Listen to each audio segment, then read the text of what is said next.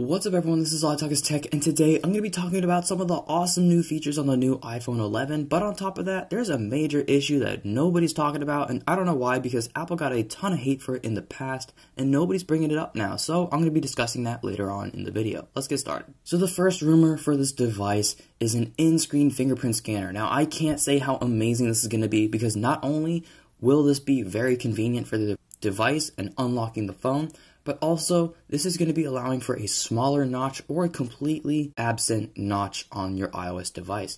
Now just imagine how cool your device would look if there was no notch. I think that would look amazing, and this is only going to be possible if Apple completely removes Face ID. That's why the notch even exists. It's because there's a bunch of cameras up there and a speaker grill. I actually saw a concept that if Apple put the speaker grill up top, they could shrink Face ID down to 33% of its size. So if Apple were completely to remove Face ID and put an in-screen fingerprint scanner and put the speaker grill all the way up top, we would have a completely notchless device within the next couple of months. I think that's crazy. So hopefully we can say goodbye to this little guy. It's been a fun ride, but now let's get on to the not so good news. So I don't know if you guys remember, but back when the iPhone 5 was released, Apple went from the 30-pin dock connector to the lightning cable, and Apple got so much hate for that. People were so mad that they're gonna have to replace their accessories, they're gonna need new chargers, new headphones, new this, new that, new everything.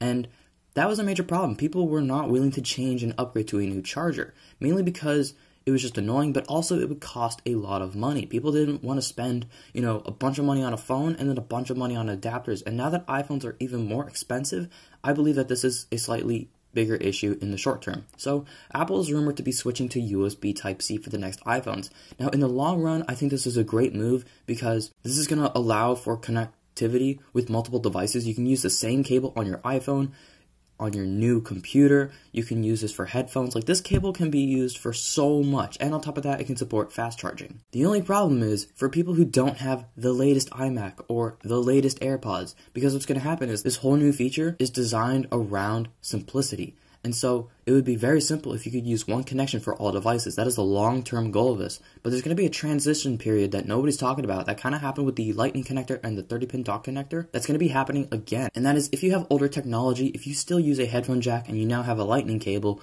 you're going to have to get another dongle. That's going to be so annoying. You might have accessories, for example, AirPods, that you're still going to have to use your lightning cable for. On top of that, you might have other accessories. For example, I have this dock from Apple. It was $50 back in the day, and I'm going to have to get that replaced if I get a new iPhone. So there's just a lot of inconveniences that come with switching to this newer technology. So I believe the iPhone 11 is going to be great for people who have the newer Mac, who maybe have the newer AirPods if they support USB Type-C.